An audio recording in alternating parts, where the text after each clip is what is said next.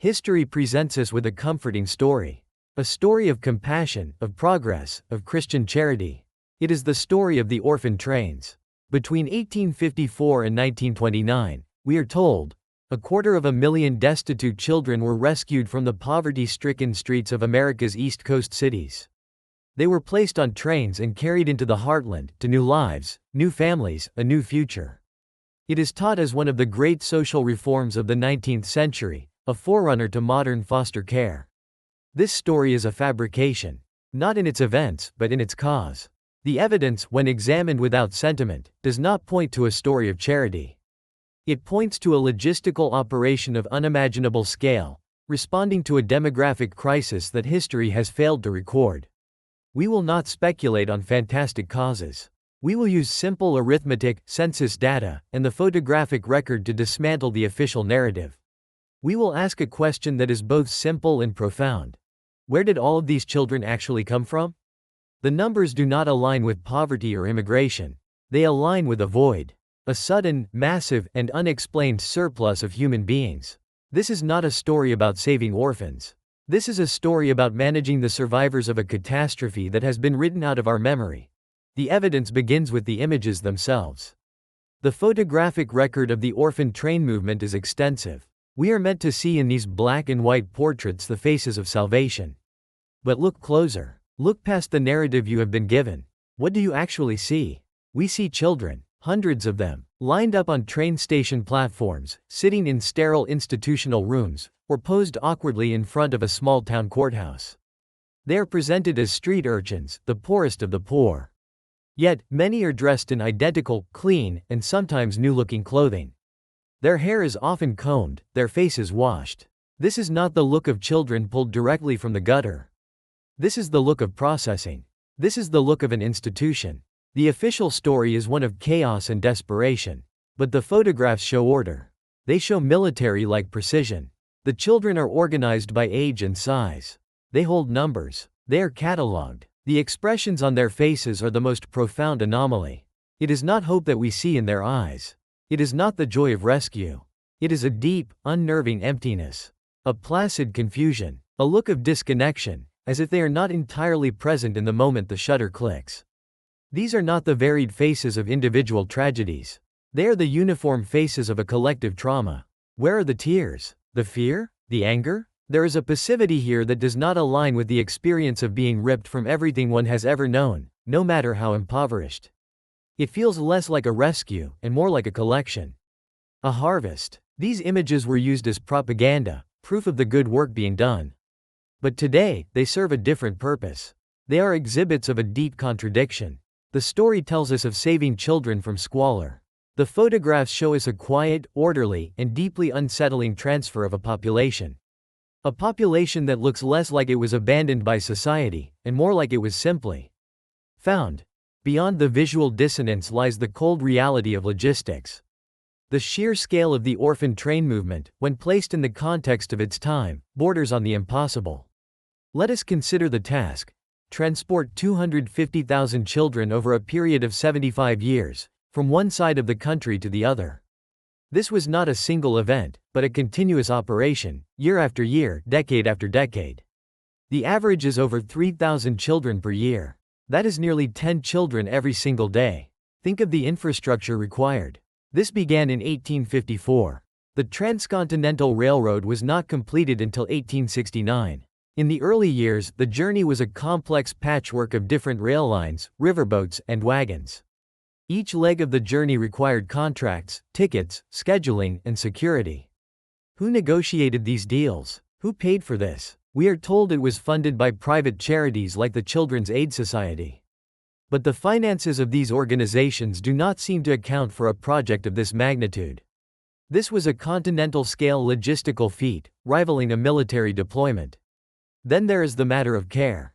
Feeding thousands of children on a multi-day journey. Providing water, sanitation, and medical attention. Managing their safety across thousands of miles of often lawless territory.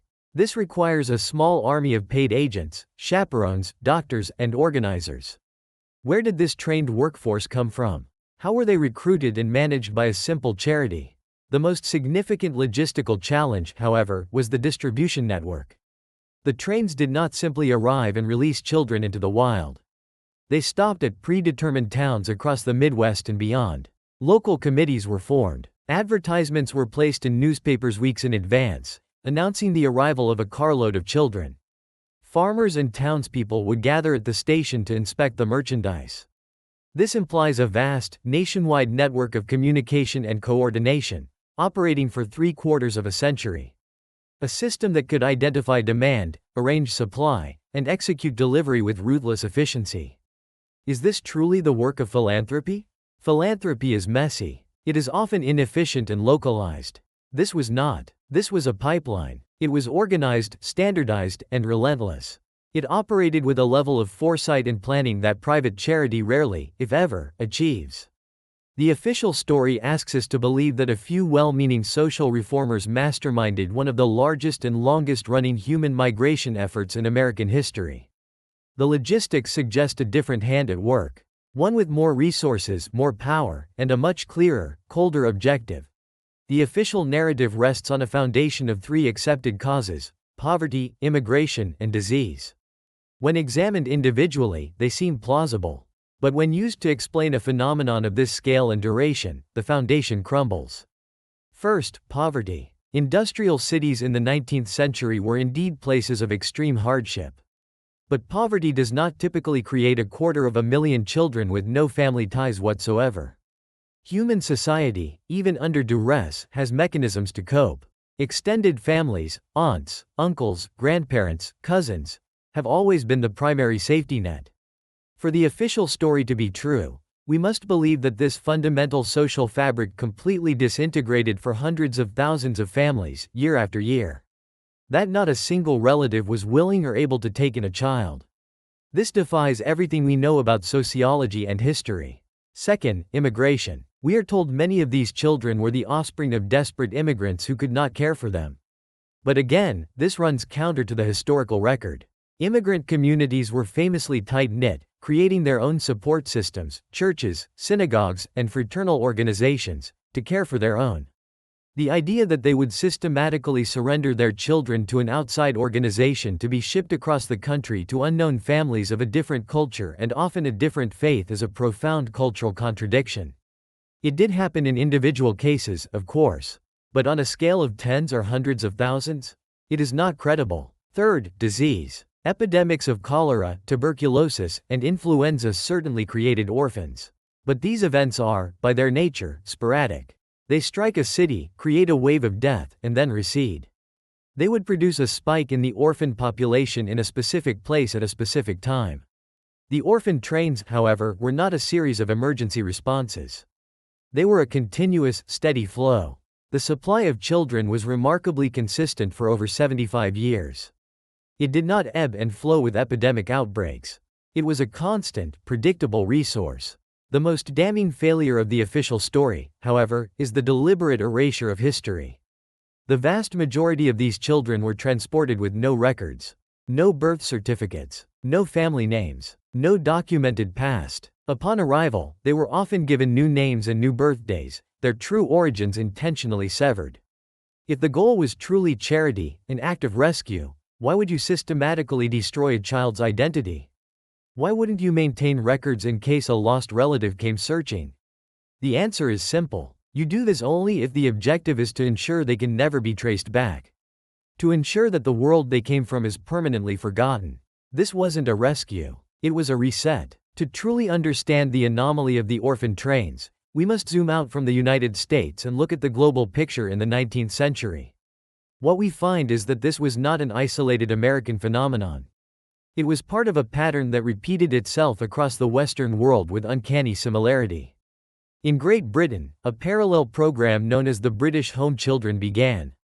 Between 1869 and the 1930s, over 100,000 children were sent from the UK to Canada, Australia, and other parts of the empire. The stated reasons were identical: to rescue them from poverty and give them a chance at a better life in the colonies.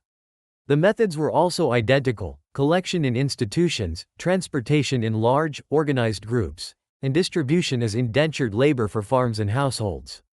The records were similarly sparse, their identities often changed, their pasts erased. Across Europe, the 19th century witnessed the explosive growth of the Foundling Hospital. Massive, state-funded institutions were constructed in Paris, London, Moscow, and other major cities, each designed to house thousands of abandoned infants. Before this period, orphanages were typically small, local affairs. Suddenly, there was a need for an industrial-scale solution to the problem of parentless children. Where did this sudden, overwhelming supply of abandoned babies come from? All at once, across an entire continent. The timing is critical. These programs, the American Orphan Trains, the British Home Children, the rise of the European foundling system, all begin to ramp up in the mid to late 19th century. They share a common template: a sudden, unexplained surplus of children with no apparent history, and a highly organized, quasi-governmental system for their collection, processing, and redistribution. It's as if the entire Western world simultaneously encountered the same demographic problem and arrived at the exact same logistical solution. When we see the same anomaly appearing in different locations at the same time, we cannot dismiss it as a coincidence of local conditions. Local poverty or immigration patterns in New York do not explain a parallel child migration scheme in London. It suggests a single, underlying cause. A global event or a series of coordinated events that created a worldwide surplus of children. A catastrophe that has been neatly papered over in our history books with convenient, localized stories about poverty and charity. The orphan trains were not an American invention. They were simply the American chapter of a much larger and much darker global story. Let us move away from interpretation and focus on cold, hard numbers. The story falls apart under the weight of simple demographic math. The program moved approximately 250,000 children over 75 years. This averages to 3,333 children per year. For our purposes, let's focus on a key period, the late 19th century. In 1870, the population of the United States was approximately 40 million people. The population of New York City, the primary source of the children, was just under 1 million. Historical demographers estimate that in this era, children under 15 made up roughly 40% of the population. This gives us a total child population of about 16 million in the US, and about 400,000 in New York City. The official story claims these children were orphans that no one could care for. So, let's ask, what is a realistic orphan rate? Even with higher mortality rates, the number of children who lost both parents was a small fraction of the population. And as we've discussed, the vast majority of those would be absorbed by extended family. The orphan train children represent a specific subset, those with no family support network at all. Let's be generous and assume that a catastrophic 1% of all children in New York City were rendered completely alone and abandoned each year. 1% of 400,000 is 4,000 children. This number, at first glance, seems to align with the average of 3,333 transported annually. But this is where the logic fails. First, a 1% complete abandonment rate year over year is astronomically high and unsustainable.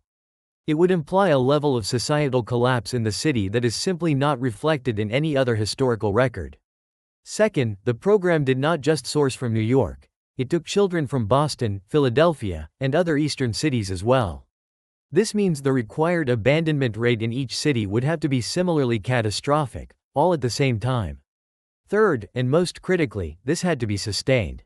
It wasn't a one-time crisis. It was a constant supply, a river of children that flowed for 3/4 of a century. The numbers require us to believe that every single day, for 75 years, roughly 10 children were not just orphaned, but so completely severed from their entire family tree that they had to be put on a train and shipped 1,000 miles away. This statistical improbability stretches to the point of absurdity. The numbers do not describe a social problem. They describe a harvest. The children were not a byproduct of urban poverty, they were a standing resource being systematically collected. The math doesn't support the story of charity. It supports the conclusion that a large, unaccounted-for population of children existed, and the orphan trains were simply the distribution mechanism. If the official explanation fails the test of logic, logistics, and mathematics, we are obligated to construct a hypothesis that fits the available data.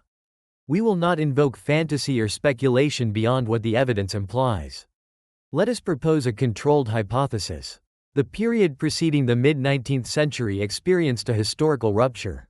An event or series of events that was far more destructive and widespread than our sanitized history admits. This was not a gradual increase in poverty or a simple wave of immigration. This was a demographic reset.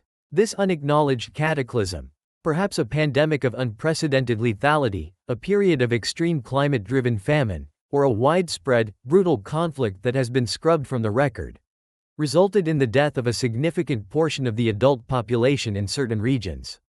It left behind a massive population of children. They were not orphans in the conventional sense, they were the survivors of a collapsed society. In the aftermath, the authorities, the nascent powers of the new world being built, were faced with a dual problem and a unique opportunity. The problem was what to do with hundreds of thousands of unattached children, a generation with no parents, no structure, and no history. The opportunity was the vast, underpopulated expanse of the American Midwest and West. The continent needed to be settled, farmed, and industrialized. A new society needed to be built. The orphan train movement was the solution. It was not a charity, it was a policy. It was a brilliantly pragmatic, if ruthless, program of social engineering. Step 1. Collect the surviving children and place them in centralized holding institutions, which we now call orphanages. Step 2. Erase their past. Destroy any records, change their names, and sever any potential links to the world before. This was crucial to ensure they would not seek out old allegiances or question the new reality. Step 3. Redistribute this human capital to the areas where it was most needed, seeding the new territories with a generation that had no memory except the one they were given. This hypothesis fits all the facts. It explains the impossible numbers. It explains the logistical precision. It explains the global pattern of similar movements. It explains the systematic destruction of records and identities. The story of charity was a necessary fiction, a moral justification for a program of mass relocation and psychological re-engineering. The children on those trains were not being saved from poverty. They were the building blocks of a new America, born from the ashes of a forgotten catastrophe. We are left with two competing narratives. One is a story of kindness and compassion, a story we are taught to admire. But it is a story that requires us to ignore mathematics, to overlook logistical absurdities, and to accept profound statistical improbabilities. The other narrative is unsettling. It is a story of a silent catastrophe, of a world that was reset, and of a generation of children used as tools to build a new one. This narrative does not require us to ignore the evidence. It requires us only to accept what the numbers, the photographs, and the patterns are telling us. The orphan train movement was not a footnote in the history of social work. It was a central pillar of a massive social engineering project, the true nature of which has been deliberately obscured. The faces of those children, staring out at us from across the century, are not asking for our pity. They are a quiet testament to a history that is far stranger and more complex than we have been led to believe. The truth of our past is not always found in the stories written by the victors. Sometimes, it is found in the margins, in the ledgers, in the census data, and in the haunting silence of an empty record. The questions raised by these 250,000 children are not just about the past. They are about how history itself is constructed, and what other truths may lie buried just beneath the surface of the stories we tell ourselves. You are encouraged not to simply believe this hypothesis, but to learn to see the patterns for yourself. Look into the local histories of your own towns. Examine old photographs. Question the easy answers. The archive is vast, and many of its records are still waiting for a careful eye. If you believe that history is a mystery to be solved, not a lesson to be memorized, consider following this work. There is more to uncover.